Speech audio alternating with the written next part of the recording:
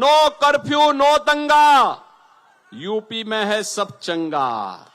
और यूपी का बुलडोजर बहनों और भाइयों, वो एक्सप्रेसवे ही नहीं बनाता है, माफिया की हड्डी पसली को भी रोड पर मिलाने का काम कर देता है। कोई गरीब की प्रॉपर्टी पे कब्जा करता है तो उसका 7 जन्मों का पूरा हिसाब किताब एक साथ हो जाता है। बंगाल के दिल में काबा नहीं, बंगाल के दिल में काली है, माता काली है, इसका एहसास कराने के लिए। बंगाल के नयनों में मां दुर्गा है, मां दुर्गा। उत्तर प्रदेश गुंडा मुक्त, माफिया मुक्त हो गया है। अब उत्तर प्रदेश में न कर्फ्यू है न दंगा है, यूपी में सब चंगा है। बंगाल में भी छाए बुलडोजर बाबा यानी योगी आदित्यनाथ ने जहां जहां रैली की वहां वहां बीजेपी का दबदबा जरूर हुआ और टीएमसी साफ हो गई। पश्चिम बंगाल में इस बार बीजेपी का जादू खूब चला। चुनाव में बीजेपी ने न सिर्फ बहुमत हासिल किया बल्कि डबल सेंचुरी भी लगा दी। साथ ही टीएमसी का सुपड़ा यानी ममता दीदी की कुर्सी भी साफ हो गई। वैसे तो बीजेपी के शानदार परफॉर्मेंस के पीछे कई फैक्टर है। प्रधानमंत्री नरेंद्र मोदी ने बंगाल में धुआंधार प्रचार किया, वहीं गृह मंत्री अमित शाह कई दिनों तक बंगाल में डेरा डाले रहे।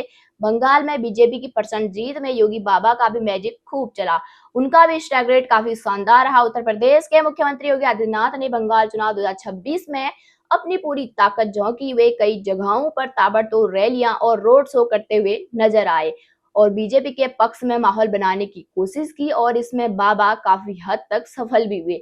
पश्चिम बंगाल में सीएम योगी आदित्यनाथ ने कुल 22 विधानसभा सीटों पर प्रचार किया। इनमें से 18 सीटों पर बीजेपी जीत हासिल करने में कामयाब रही।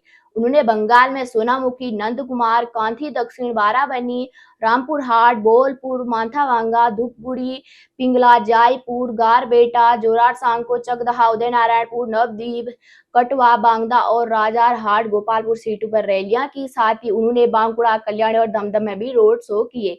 बंगाल चुनाव प्रचार के दौरान सीएम योगी ने कानून व्यवस्था और हिंसा घुसपैठ योगी बनाम मॉडल बंगाल की स्थिति जैसे कई मुद्दे प्रमुखता से उठाए। एक रैली में उन्होंने ये कहा कि ए बार खेला शेष होवे, बंगाली में इसका मतलब होता है इस बार खेल निश्चित रूप से खत्म होगा। उनके प्रमुख बयानों में गौमाता कटेगी नहीं, हिंदू बटेंगे नहीं, बंगाल को काबा नहीं, मां काली की धरती बनाएंगे और टीएमसी के गुंडे झाड़ू लगाएंगे शामिल है, जो काफी चर्चा में रही। चुनाव आयोग की वेबसाइट के मुताबिक पश्चिम बंगाल की 293 सीटों में से बीजेपी ने 206 सीटों पर जीत हासिल की। वहीं इस बार टीएमसी का आंकड़ा 100 से भी नीचे आ गया। पार्टी केवल 80 सीटें जीतने में कामयाब हो पाई। कांग्रेस के खाते में 2, हुमायूं कबीर की पार्टी आम जनता यूनियन पार्टी ने 2 सीटें आई।